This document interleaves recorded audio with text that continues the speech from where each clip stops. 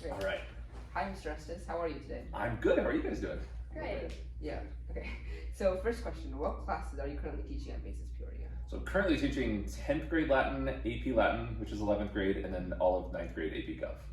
Okay. Of like Latin and Gov, which do you like prefer teaching more? At this point, I would say I still prefer Latin, mainly because I've been doing it for like almost 10 years now. And I guess, as you know, specifically, I just started Gov last year. Yeah. But Gov is growing on me quickly, so that answer could change in the future. But as of right now, I would say Latin.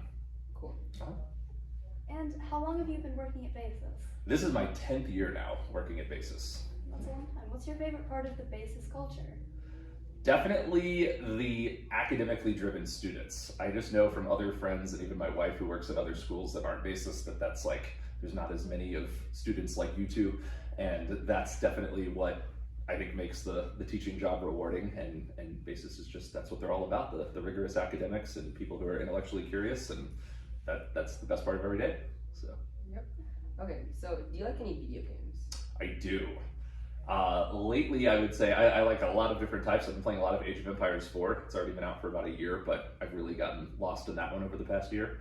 And I would say like probably back when I was about your guys' age, it was like absolutely Halo 2, Halo 3, Xbox Live. That's where it was at back then. Do you have any other hobbies? I do. I like doing like off-roading. I have an ATV, go riding around in the desert, quite a bit of like camping and hiking. I would say in recent years, those are the big ones. Mountain biking as well. Yeah. A lot of outdoor stuff. Cool. If you were shipwrecked on an island with no chance of returning back to civilization, what non-essential items would you want to take with you? Oh man, am I limited to like a certain amount? I guess not really. Oh, I guess not essential. So we're talking like things that won't help in the survival process, just convenience items. Yeah.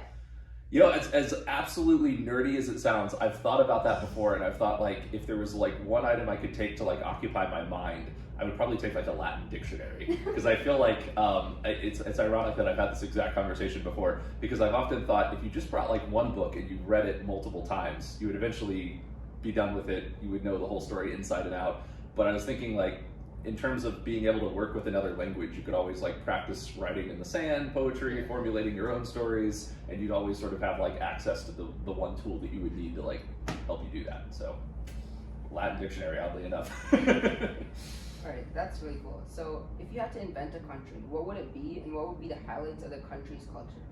Oh gosh, that's a deep question.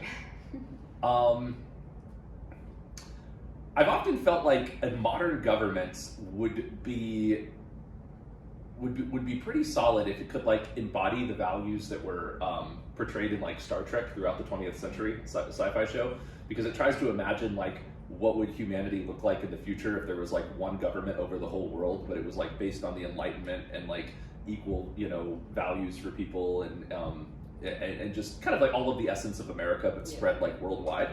So I would say like an Enlightenment-based republic of sorts, probably not something too different from America, but with some of the democratic constitutional updates that other countries have discovered since our constitution was founded to bring it up to speed a little bit more modern. But what was the second part of the question? So where would it be? Was that the other part? No, what would be the highlights of the country's culture?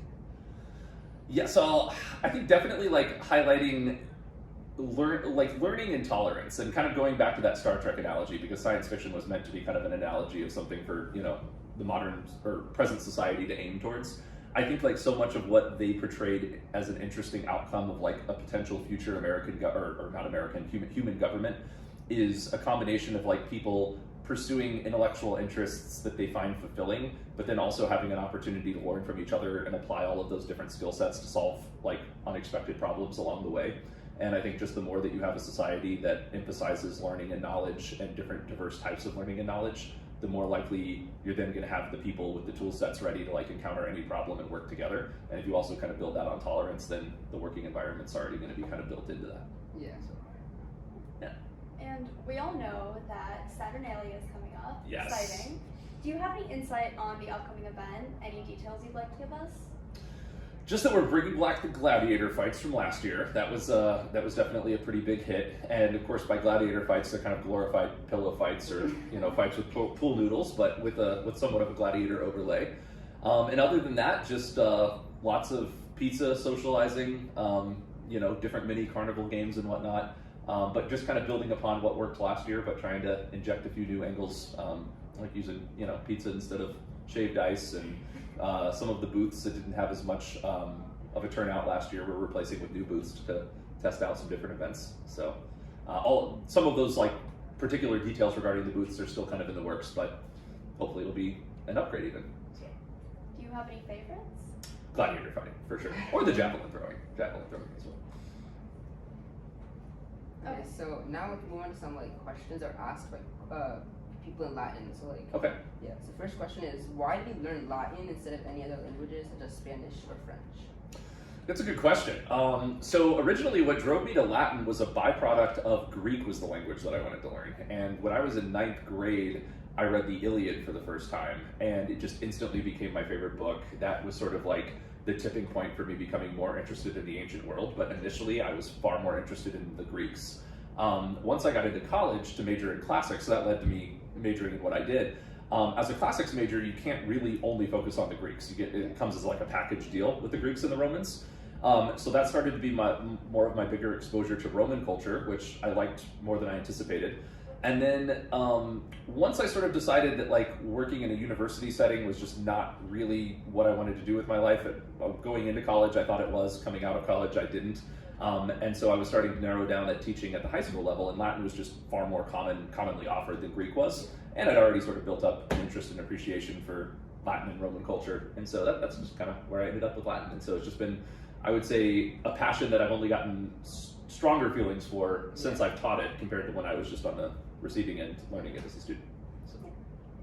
So what would you say your favorite style of Roman government is? The monarchy, the republic, or the empire? Definitely the republic. It was at times the most dysfunctional, but that also kind of what makes it the most interesting. And of course it's the part that we're trying to do our best to emulate the best part of, and change the parts that didn't work so well. But hands down, the republic is my favorite part. Yeah. Okay, and this one is from Swakid, so you already know it's a good question. Okay. Oh yeah. What would be an excellent what if event in Roman history? Ooh, an excellent what if event. One immediately that comes to mind would be if Rome had lost the Punic Wars, because their rival Carthage also had a republic at that same time. And I think that just would have set all of the Western world on a very different trajectory if a different but kind of still regional empire had sort of become the dominant one going forward. And who knows how that could have potentially changed so much of the next 2,500 years of history that followed. If not that, I would also wonder perhaps what could have happened if Julius Caesar had been stopped in overthrowing the Republic, and if the Republic had somehow gotten back on track and managed to survive longer and not just descend into an empire. That would probably be a more tangible what if, but lots of good potential in there too. So now we're gonna play a game. It's the rapid fire section. Okay. We're gonna both say words, and you are gonna say the first word that comes to mind when we say the word. Okay. And no hesitating. Well, you can hesitate, but try not to hesitate and try not to stop too much. Okay. Breakfast. Lunch. Student. Spaghetti. Spanish. One word? I had like a whole phrase pop in my head. I was going to be like, you should have picked Latin. Spanish, French, I guess. It just somehow popped into my head. You can say phrases. Okay. Greek. Achilles. English. The Queen of England just popped into my head when I heard English. Anarchy. Revolution.